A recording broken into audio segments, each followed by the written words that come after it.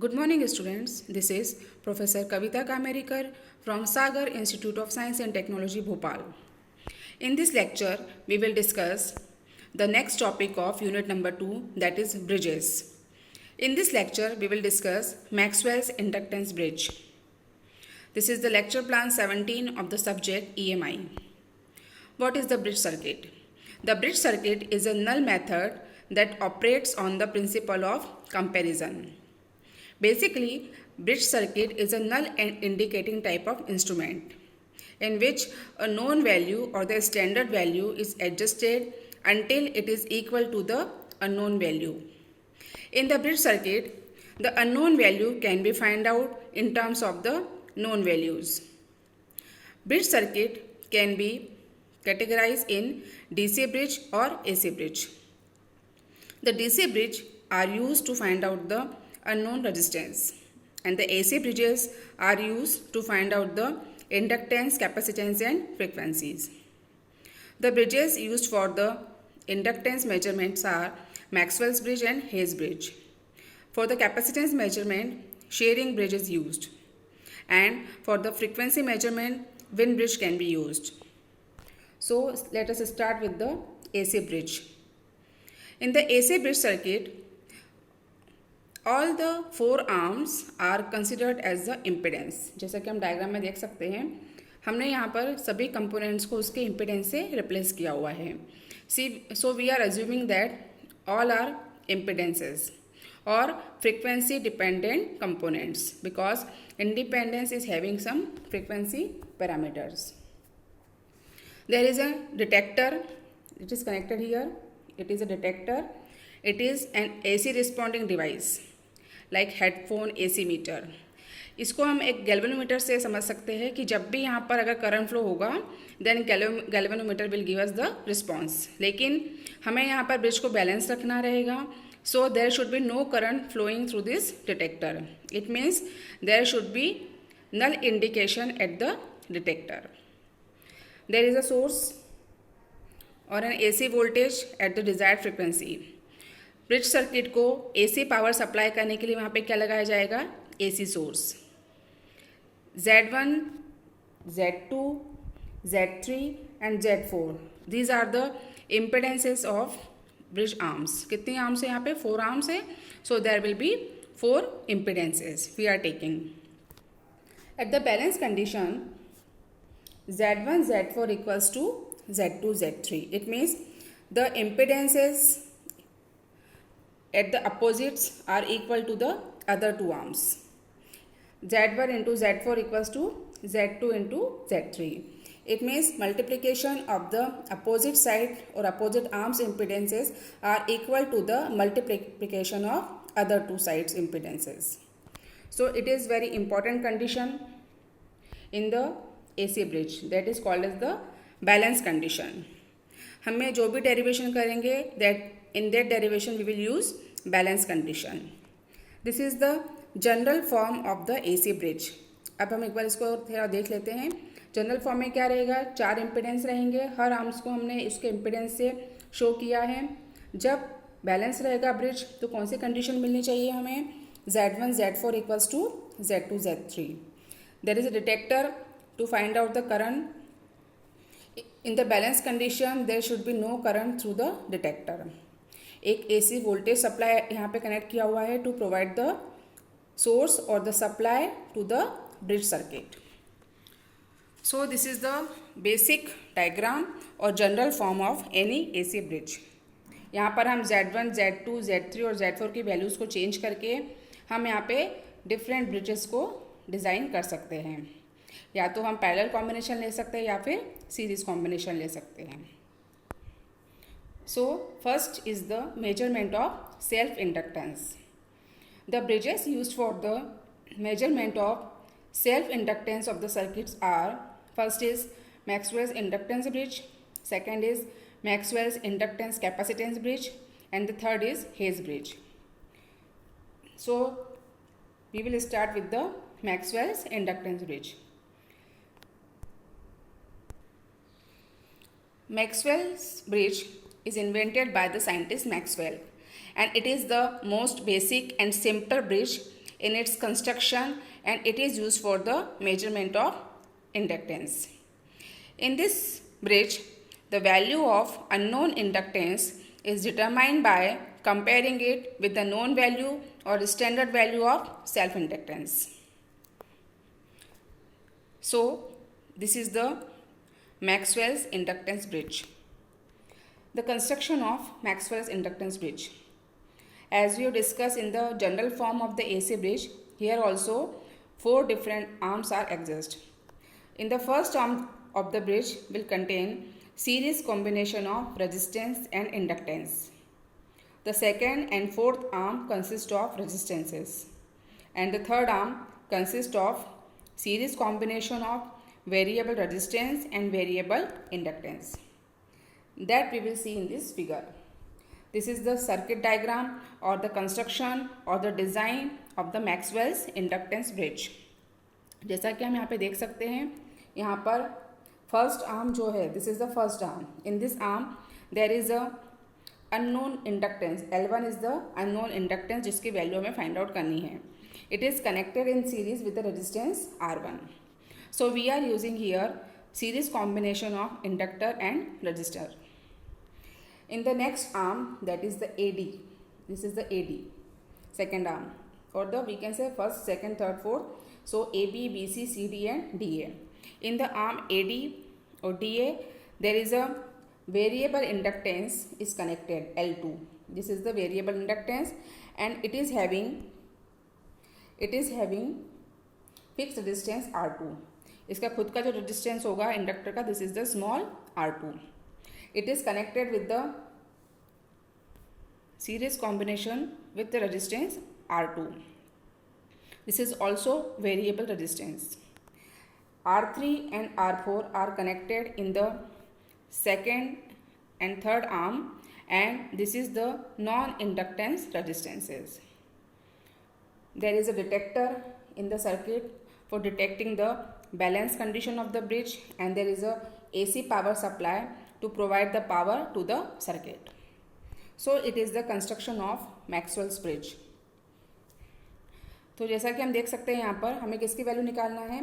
We have to find out the value of L1 and R1 in terms of the known values, that is the L2, capital R2, R3 and R4. In the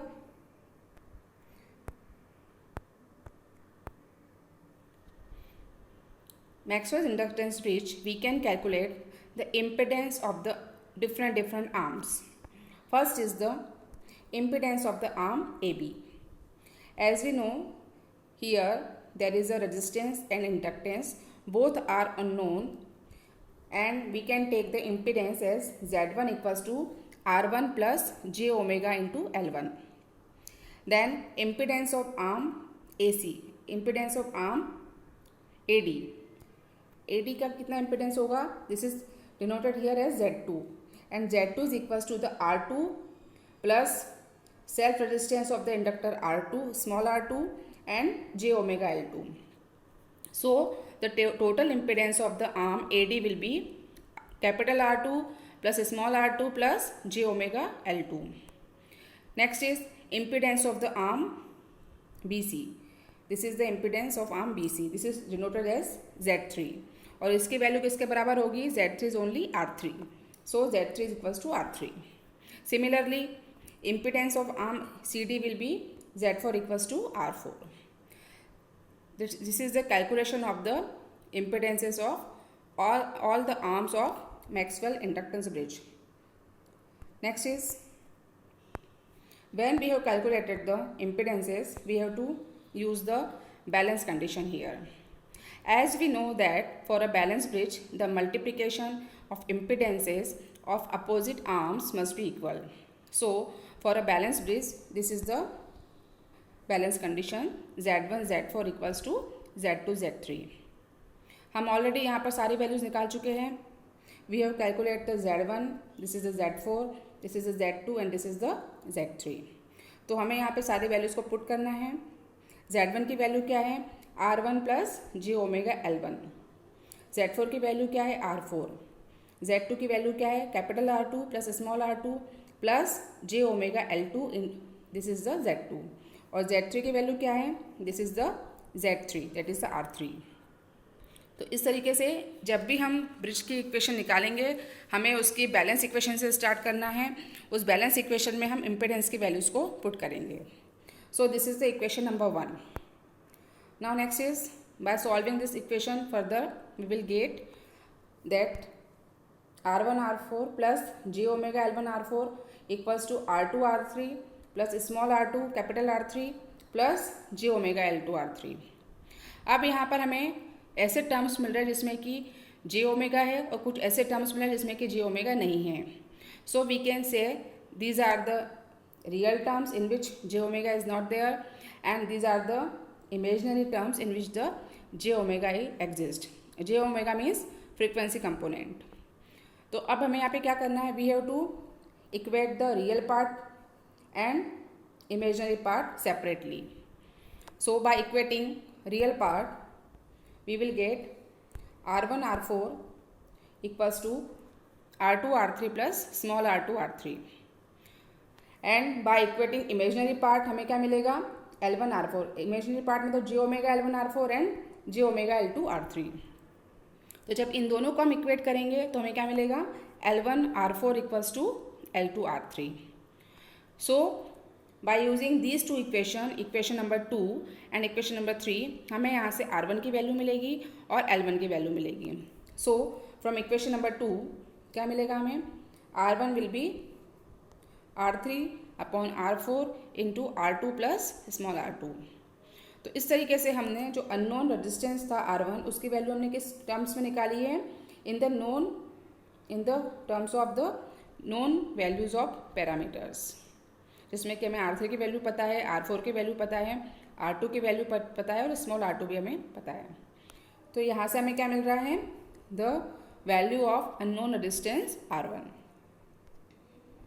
similarly from equation number 3 we will get the value of L1। L1 is the unknown inductance. तो यहाँ से value क्या मिल रही है हमें, L1 equals to L2 R3 upon R4। Thus, the value of unknown inductance L1 and resistance R1 may be calculated। अब अगर आप इसको हम इम्पिडेंस की इक्वेशन में लिखेंगे तो जैसे कि हमने Z1 की वैल्यू निकाल ली है, Z1 क्या था, R1 plus j omega L1।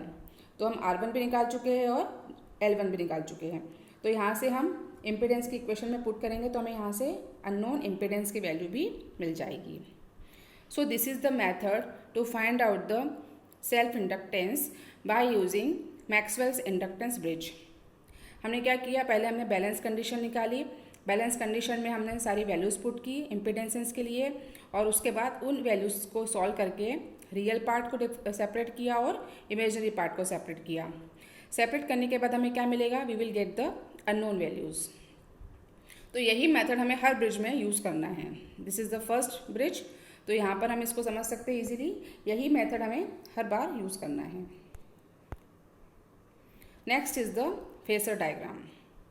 What is the phasor diagram? Phasor diagram are a graphical way of representing the magnitude and directional relationship between two or more alternating quantities. Basically phasor diagram क्या होता है, ये show करता है the relation between the various phases. जैसा कि हम bridge में देख सकते हैं, वहाँ पे एक वोल्टेज सोर्स लगा हुआ है, करंट भी वहाँ पे रहेगा। So to find out the voltage and current from each component phasor diagram is required. So we have to design और we have to draw the phasor diagram for the Maxwell inductance bridge. To draw the phasor diagram, we should know the relationship between the voltage and current for the resistance, inductance and capacitance. जैसा कि हम पहले भी इसको पढ़ चुके होंगे आप लोग, in the resistance, voltage and current is in phase। जो वोल्टेज और करंट को अगर हम ड्रॉ करेंगे तो दोनों कैसे रहेंगे, एक ही लाइन पे रहेंगे। अगर करंट को हमने यहाँ पे शो किया है तो वोल्टेज भी कहाँ रहेगा, सेम लाइन में रहेगा, यानी कि दोनों में कोई भी फेज डिफरेंस नहीं रहेगा। तो अगर हमें फेजर डायग्राम बनाना है तो हमें ये सारी कंडीशन पता होनी चाहिए। In the case of the capacitance the voltage will lag the current by 90 degree. अगर आपने यहाँ पर करंट को ड्रॉ किया है तो वोल्टेज कहाँ रहेगा, उससे लैग करेगा 90 डिग्री से। In the inductance, if the voltage is here then the current will be lagging. In the inductor the voltage will lead the current by 90 degree. Inductor में वोल्टेज लीड करेगा और यहाँ पर इंडक्टर कैपेसिटर में voltage lag करेगा। तो यहाँ पर हम इन 3 डायग्राम्स को ध्यान में रख के किसी भी ब्रिज के लिए फेजर डायग्राम ड्रॉ कर सकते हैं। रेजिस्टेंस के लिए दोनों सेम फेज में रहेंगे, कैपेसिटेंस के लिए वोल्टेज लैग करेगा और इंडक्टेंस के लिए वोल्टेज लीड करेगा। तो अगर मैंने यहाँ पर इंडक्टर के लिए करंट ड्रॉ किया है तो वोल्टेज उससे आगे चलेगा with the 90 degree phase. So it is the phasor diagram for resistance, capacitance and inductance. Next is phasor diagram of Maxwell's inductance bridge. तो जैसा कि यहाँ पे फेजर डायग्राम बना हुआ है, ये आपको याद रखना है, लेकिन इसका एक मेथड है that I will explain in the next slide. This is the how it looks like. लेकिन अभी बना कैसे है इसको समझने के लिए हमको इसको स्टेप बाय स्टेप देखना ज़रूरी है। सो एक्सप्लेनेशन ऑफ फेजर डायग्राम, हम 1 बाय 1 इसको समझते जाएंगे और उससे हम step by step phasor diagram को ड्रॉ करेंगे and we will get the finally this diagram. तो यहाँ पर फर्स्ट इज हम कहाँ से स्टार्ट करेंगे, we will start with the arm A B. यहाँ से हमें स्टार्ट करना है। अब यहाँ पर हम क्या निकालेंगे, the voltage drop and the current through each component. तो यहाँ पे 2 कंपोनेंट्स कौन कौन से लगे, एक R1 लगा हुआ है और एक L1 लगा हुआ है। अब जैसे कि अभी हमने देखा कि रेजिस्टेंस में वोल्टेज और करंट दोनों सेम फेज में रहते हैं। तो R1 में कितना वोल्टेज ड्रॉप होगा, R1 में वोल्टेज ड्रॉप होगा I1 इंटू R1।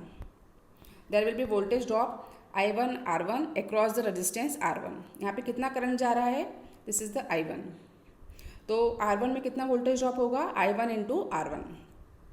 और इंडक्टर के अक्रॉस कितना वोल्टेज होगा, I1 omega L1। So it is the voltage drop across the resistance R1 and this is the voltage across the inductor. अब यहाँ पर अगर हम फेजर डायग्राम इसका ड्रॉ करें, सो फेजर डायग्राम ड्रॉ करते समय हमें यहाँ पे कोई एक रेफरेंस फेजर लेके चलना रहता है। स्टार्टिंग में हम क्या करेंगे, एक रेफरेंस फेजर लेंगे किसी भी एक वैल्यू को जो कि सभी के लिए हम कॉमन लेके देख सकते हैं। तो रेफरेंस फेजर हमने किसको लिया है, यहाँ पर I1 को लिया है। तो यहाँ रेफरेंस फेजर में हमने सबसे पहले किसका बना दिया, I1 का। This is the I1। अब I1 और I1 R1 दोनों सेम पे रहेंगे क्योंकि दोनों रेजिस्टेंस के लिए है। तो I1 and I1 R1 both will be at the same line. आप डायग्राम से क्लियर कर सकते हैं। यहाँ पर जो रेजिस्टेंस से वोल्टेज मिल रहा है, जो रेजिस्टेंस वोल्टेज ड्रॉप हो रहा है, that will be in the same phase with the current I1। तो अगर हमने I1 को इस लाइन पे लिया है तो वोल्टेज ड्रॉप जो I1 R1 है वो भी सेम लाइन पे रहेगा। अब नेक्स्ट कंपोनेंट क्या है यहाँ पर, इंडक्टर। इंडक्टर में क्या रहता है, the voltage will lead the current by 90 degree. तो अगर एक करंट इस लाइन पे लिया है हमने तो इंडक्टर के लिए वोल्टेज कहाँ जाएगा, विद द 90 डिग्री फेज। यहाँ पे 90 डिग्री का फेज दिया हुआ है। तो ये वाला कंपोनेंट्स कौन सा हो जाएगा, I1 omega L1। Okay, so this is the voltage, the register and the inductor. तो रेजिस्टेंस के लिए तो सेम लाइन पे लेंगे हम और इंडक्टर के लिए विद द 90 डिग्री लीड। अब टोटल वोल्टेज ड्रॉप कितना होगा, this is the E1 equals to I1 R1 plus I1 omega L1। तो जब हम इन दोनों वेक्टर क्वांटिटीज को ऐड करेंगे तो हमें क्या मिलेगा, यहाँ से we will get the E1। So this is the step by step phasor for the branch AB। तो यहाँ से हमने ब्रांच AB के लिए फेजर डायग्राम बना लिया। I1 बनाया, I1 R1 बनाया, उसके बाद I1 ओमेगा L1 बनाया और I1 R1 और I1 ओमेगा L1 जहाँ पे कनेक्ट होंगे वो क्या देगा, अपने को वैल्यू E1 देगा। सो it is the phasor diagram for branch AB। अब इसी तरीके से हमें बनाना है ब्रांच AD के लिए। अब ब्रांच AD में आप देखिए कौन कौन से कंपोनेंट्स लगे हुए हैं। ब्रांच AD में एक लगा है R2 और एक लगा है L2 और यहाँ पर R2 के अक्रॉस कितना वोल्टेज ड्रॉप होगा, this will be I2 into R2। और ये इसके साथ L2 में कितना ड्रॉप हो, L2 के अक्रॉस कितना वोल्टेज मिलेगा हमें, I2 omega L2 plus I2 into R2, क्योंकि हम यहाँ पर एक स्मॉल R2 भी जो इसका सेल्फ रेजिस्टेंस है वो भी लेके चल रहे हैं। तो टोटल कितना हो गया इसके across voltage drop, I2 R2 plus I2 small R2 plus I2 omega L2, जिसमें से कि एक हो गया रेजिस्टिव पार्ट और एक हो गया इंडक्टिव पार्ट। अब हमें इसको भी ड्रॉ करना है फेजर डायग्राम में। Now as we know that in balance condition there will be no current flow through the detector. In this condition E1 will be equals to E2। जो इतना जो वोल्टेज होगा this is the E1 and this is the E2, यानी कि जो branch AB में जो A और B के बीच का जो वोल्टेज था दैट इज द E1, और A और D के बीच का जो वोल्टेज था दिस इज द E2। ये दोनों सेम रहेंगे। तो अगर दोनों वोल्टेज सेम हैं तो I1 will be in same phase with the I2। तो जहाँ पर हमने जिस लाइन पे I1 को ड्रॉ किया था उसी लाइन पे क्या आ जाएगा, I2 आ जाएगा। I2 इसी लाइन पे आएगा। और जैसे कि हम देख सकते हैं कि रेजिस्टेंस में यहाँ पे आप देख सकते हो डायग्राम में, यहाँ पर E1 है, this is the E1 and this is the E2। दोनों की वैल्यू सेम रहेगी। For the balance condition we can say that in that case दोनों के करंट I1 को अगर हम मान लें कि I1 इज दिस, तो I2 भी कहाँ जाएगा, सेम फेज में जाएगा। अब I2 अगर इस लाइन पर जा रहा है तो R2 के अक्रॉस कितना वोल्टेज ड्रॉप हो रहा है, R2 के अक्रॉस या टोटल रजिस्टिव कंपोनेंट कितना आ रहा है इसका, total resistive part will be I2 R2 plus I2 small R2। तो यहाँ पर भी वोल्टेज और करंट सेम फेज में रहेंगे जहाँ पर भी रजिस्टिव पार्ट है। तो यहाँ पर अगर I2 इस लाइन में है so we will take the I2 into R2 plus R2 on the same line. तो ये इसका रजिस्टिव पार्ट हो गया। अब अगर रजिस्टिव पार्ट को हमने इक्वेट कर दिया, these two are equal, so these two is also equal. जब E1 इक्वल्स टू E2 है तो I1 R1 इक्वल्स टू क्या हो जाएगा, I2 capital R2 plus I2 small R2। Similarly I1 omega L1 किसके बराबर हो जाएगा, I2 ओमेगा L2। तो जहाँ पर हमने I1 ओमेगा L1 लिया था उसी पे हम क्या ले सकते हैं, I2 ओमेगा L2। तो उसी फेजर डायग्राम में हमने I2 को ड्रॉ किया। सेम लाइन पे हम I2 R2 प्लस R2 को लेंगे, और जहाँ पर इंडक्टर को हमने शो किया है with the lead, same axis पर हमने क्या ले लिया, I2 omega L2। So it is the phasor diagram for branch AD। तो यहाँ पर हमने AB के लिए भी बना लिया और AD के लिए बना लिया। हमने क्या क्या किया यहाँ पर, हमने पहले वोल्टेज ड्रॉप निकाले सारे कंपोनेंट्स में। अगर रेजिस्टेंस है तो करंट और वोल्टेज सेम फेज में रहेगा, अगर इंडक्टेंस है तो वहाँ पर वोल्टेज 90 डिग्री से लीड करेगा। Then we have to use balance condition, क्योंकि हम ये जो फेजर बना रहे हैं this is for the balance condition. तो बैलेंस कंडीशन में E1 और E2 सेम रहेगा, तो हमने उसके वोल्टेज ड्रॉप को सेम कर दिया, रजिस्टिव पार्ट को भी सेम कर दिया और इंडक्टिव पार्ट को भी सेम कर दिया। उसके बाद AD के लिए हम इस तरीके से फेजर बना सकते हैं। So it is the phasor diagram for the branch AB and AD। Now the remaining branches are BC and CD। अब इनके लिए भी हम सेम स्टेप्स लेंगे जैसा कि हम यहाँ तक कर चुके हैं। We have already done this thing. हमने I1 I2 को ड्रॉन कर लिया, E1 E2 को बैलेंस कर लिया, और वहाँ से हमने ब्रांच AD के लिए फेजर डायग्राम बना लिया। अब BC और CD के लिए हमें बनाना है। अब BC में आप देखो कितना वोल्टेज है, E3, और CD में C से D के बीच में कितना वोल्टेज है, E4। सो E3 की वैल्यू क्या हो गई, यहाँ पे क्या रेजिस्टेंस लगा हुआ है, तो E3 क्या है, this is the voltage drop across the resistance R3। तो इसको हम क्या लिख सकते हैं, I3 इंटू R3। इसी तरीके से E4 क्या है, voltage drop across the resistance R4। इसको क्या लिख सकते हैं हम, E4 equals to I4 into R4। अब अगर हम बैलेंस कंडीशन की बात करें तो बैलेंस कंडीशन में इस यहाँ से कोई करंट फ्लो नहीं होगा। जो करंट यहाँ से पास हो रहा है वही करंट यहाँ पे जाएगा, और जो करंट यहाँ से पास हो रहा है वही करंट यहाँ पे जाएगा। तो यहाँ पे अगर करंट I1 है तो यहाँ पर भी करंट कितना होगा, I1। सिमिलरली अगर यहाँ पे करंट I2 है तो यहाँ भी करंट कितना होगा, I2। तो हम यहाँ पे क्या लिख सकते हैं, हम I3 R3 की जगह पे क्या लिख सकते हैं, we can right I1 R3 and I2 R4, क्योंकि R3 से कितना करंट फ्लो हो रहा है, I1 फ्लो हो रहा है, और R4 से कितना करंट फ्लो हो रहा है, I2 फ्लो हो रहा है. So we can write like this.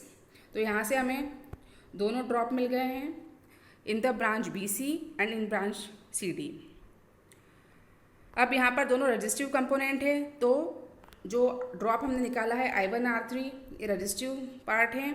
So it is in the same phase with the current I1 जो कि वोल्टेज ड्रॉप है, तो ये I1 के साथ सेम फेज में रहेगा, और जो I2 R4 ड्रॉप निकला है वो I2 के साथ सेम फेज में रहेगा, क्योंकि रजिस्टेंस में वोल्टेज और करंट सेम फेज में रहते हैं. तो अब यहाँ पर हम उस फेजर डायग्राम को आगे बढ़ाएंगे for the branch BC and CD. तो यहाँ तक हमने ड्रॉ कर लिया था, जिसमें कि हम I2 ओमेगा L2 निकाल चुके थे. अब हमें किसके लिए निकालना है, we have to find out for BC and CD. तो अब यहाँ पर जैसे कि हम I1 के लिए ऑलरेडी प्लॉट कर चुके हैं, I2 के लिए ऑलरेडी प्लॉट कर चुके हैं, तो जहाँ I1 रहेगा उसी पॉइंट पे क्या ले लेंगे हम, I1 R3 ले लेंगे, और सेम लाइन पे I2 R4 भी आएगा, क्योंकि हमें देख चुके हैं कि E3 इक्वल्स टू E4. यहाँ पर भी वही कंडीशन आएगी, the E3 will be equals to E4. Here we can say here that E3 equals to E4.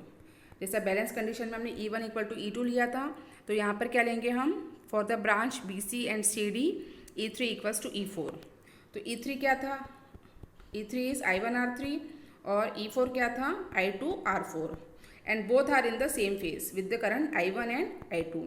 तो जहाँ पे हमने करंट I1 और I2 को लिया है उसी फेज में हम क्या ले लेंगे, I1 R3, और I1 R3 की वैल्यू किसके बराबर है, I2 R4 के बराबर. तो दोनों एक ही लाइन पे आ जाएंगे, I1 R3 equals to I2 R4, और I1 R3 क्या चीज़ है, E3, और I2 R4 क्या है, E4. तो यहाँ पर हमने BC और CD के लिए भी फेजर डायग्राम बना लिया. तो यहाँ तक हम बना चुके हैं. अब हमें क्या निकालना है, we have to find out the total voltage in the bridge circuit. अब टोटल वोल्टेज कैसे काउंट करोगे आप, अगर हम यहाँ पे मानेंगे कि यहाँ पे जो सप्लाई लगी है दिस इज द E, इसकी वैल्यू क्या होगी, E की वैल्यू क्या होगी, या तो हम E1 प्लस E3 निकाल लें, E1, या तो हम E1 प्लस E3 निकालें यहाँ से. E इक्वल टू क्या हो जाएगा, E1 plus E3. E1 plus E3 means ये E1 हो गया, E3 हो गया, इन दोनों को अगर हम ऐड करेंगे तो हमें क्या मिलेगा, तो टोटल वोल्टेज E. या तो फिर हम क्या कर सकते हैं, we can find out the E2 and E4. इन दोनों को भी ऐड करेंगे तो क्या मिलेगा हमें, टोटल वोल्टेज E. तो इन दोनों में से हम किसी को भी चूज़ करके हम टोटल वोल्टेज E निकाल सकते हैं, जैसा कि यहाँ पर डायग्राम में बताया हुआ है. टोटल वोल्टेज E क्या होगा, the sum of the E1 plus E3 और E2 प्लस E4. तो हम ऑलरेडी सारे प्लॉट कर चुके हैं, जैसे कि हमने AB और AD से हमने E1 और E2 को प्लॉट कर लिया था, और BC और CD से हमने E4 और E3 को प्लॉट कर लिया है. तो अब यहाँ से हमें रिजल्टेंट निकालना है, तो इसको हम आगे एक्सटेंड करेंगे फेजर्स को, जैसा कि यहाँ पे किया हुआ है. यहाँ पे हमने इसको आगे एक्सटेंड किया और इसको भी आगे एक्सटेंड किया, और एक्सटेंड करने के बाद दोनों को आपस में ज्वाइन कर दिया. तो जहाँ पे ज्वाइन हुआ वहाँ से हमें क्या मिलेगा, we will get the total voltage of the bridge circuit. तो अब यहाँ पर हमें जो वैल्यू मिली है वो क्या मिली है, E मिली है, और E की वैल्यू किसके बराबर है, E1 प्लस E3 और E2 plus E4. So it is the complete description of the phasor diagram for Maxwell's inductance bridge. तो अब आप देख सकते हैं कि ये जो फेजर डायग्राम बना हुआ है इस ब्रिज के लिए, this is the same as we have seen earlier in our slide. तो यहाँ पर दो वोल्टेज एग्जिस्ट करेंगे E1 E2, यहाँ पे दो वोल्टेज एग्जिस्ट करेंगे E4 E3. जहाँ पर भी रेजिस्टेंस लगा हुआ है वहाँ पर वोल्टेज ड्रॉप और करंट सेम फेज में रहेंगे. जहाँ पे इंडक्टर लगा है वहाँ पे वोल्टेज 90 डिग्री से लीड करेगा. अब इस वाले ब्रिज में कैपेसिटेंस नहीं लगा है, जहाँ पे भी ब्रिज में कैपेसिटेंस लगा होगा उसको हमें कैपेसिटेंस के हिसाब से फेजर डायग्राम बनाना रहेगा. So this is the phasor diagram for Maxwell's inductance bridge. यहाँ पे आपको और क्लियर हो जाएगा, this is the phasor diagram. तो आपको यहाँ पे एक्सप्लेनेशन इसलिए क्लियर करना ज़रूरी है कि आपको step by step phasor diagram बनाना आना चाहिए. So it is very very important in terms of knowledge. So this is all about the Maxwell's inductance bridge. In this lecture, we have discussed the concept of bridge circuit, balance condition, Maxwell's inductance bridge, the value of the unknown inductance L1 and the R1, and the phasor diagram for Maxwell's inductance bridge. In the next lecture, we will discuss the Maxwell's inductance capacitance bridge. Thank you.